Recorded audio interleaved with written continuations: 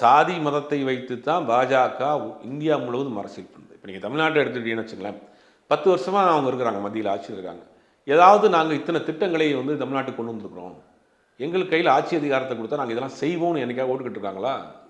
இந்த கட்சிக்காரனத்துக்கு உள்ள போட அந்த கட்சியை ஓட, இவன் சாதியாக பிரி, இவனை மதத்தமாக பிரி, இவனை மொழியாக பிரி, இப்படி பிரிவினை பண்ணி தான் அவங்க அரசியலே பண்ணுவாங்க. அவர்களுக்கு ஒரு நேர்மையான அரசியல் செய்ய தெரியாது. அப்போ கேரளாவை பொறுத்தவரைக்கும் அவங்களால காலூன்றவே முடியல. கேரளாவும் தமிழ்நாடு மிகப்பெரிய சவாலாக இருக்குது. தமிழ்நாட்டில் கூட எப்படியோ தத்தி குத்தி ஒரு 4-5% வந்துட்டாங்க, உள்ள கால் விட்டுட்டாங்க. கேரளாவில் அவர்களால் முடியவே முடியல.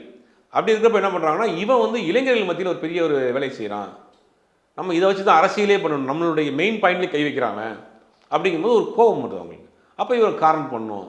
அதுவும் இல்லாமல் இவன் மேலே ஒரு ஒடுக்கப்பட்ட சமூகத்துலேருந்து வர்றான், விளிம்பு நிலையிலேருந்து வர்றான், பிளாட்ஃபார்ம்லேருந்து வர்றான் அப்படிங்கிறதெல்லாம் அவரால் ஜீர்ணிச்சிருந்த இந்த பொதுவான ஒரு புத்தி எப்படி இருக்குன்னா, ஒரு மனிதன் வந்து படித்திருந்தவன் தான் அறிவாளி, சிகப்பாக இருக்கிறவன் தான் வந்து புத்திசாலி, அவன் தான் நல்லவங்கிற ஒரு பொது புத்தி ஒன்று இருக்குது.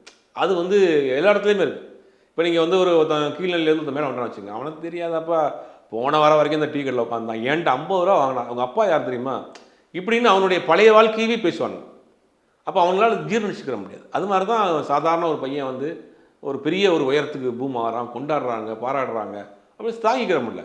இந்த இசைத்துறையிலேயே ஸ்ரீகுமார் மாதிரி, எம்ஜி ஸ்ரீகுமார் மாதிரியான ஆட்கள் அது ராப்லாம் ஒரு பாட்டா, அவன் பாடுறதெல்லாம் பாட்டாங்கிறாங்க. நீங்கள் இத்தனை வருஷம் பாடி உனையார் கொண்டாடினாங்களா? அதுதான் அந்த மாதிரியான ஒரு காரணம் அந்த திரைப்படத்து. ஆனால் திரைப்படத்துறையை சேர்ந்த மம்முட்டி மாதிரி ஆட்கள், பிருத்திவிராஜ் மாதிரி ஆட்கள்லாம் சப்போர்ட் பண்ணுறாங்க. மம்முட்டியில் என்ன சொல்கிறாரு, இத்தனை ஆண்டு காலம் அடக்கி வச்சுருந்தீங்கல்ல, நீங்கள் பேசுகிறத கேட்டுக்கிட்டே இருந்தாங்கல்ல, இப்போ அவன் பேசட்டும் நீங்கள் கேளுங்கன்றப்ப. அவன் இத்தனை வருஷமாக 80 வருஷமாக 100 வருஷமாக நீங்கள் தான் பேசிகிட்டு இருந்தீங்க, இப்போ நீங்கள் அவன் பேசுகிறது கேட்கட்டும்.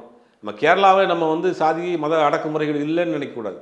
ஆனால் பெரிய அளவில் இருந்துச்சு, ஒரு காலத்தில் இருந்துச்சு, இப்போ திருப்பி தலை தூக்குது.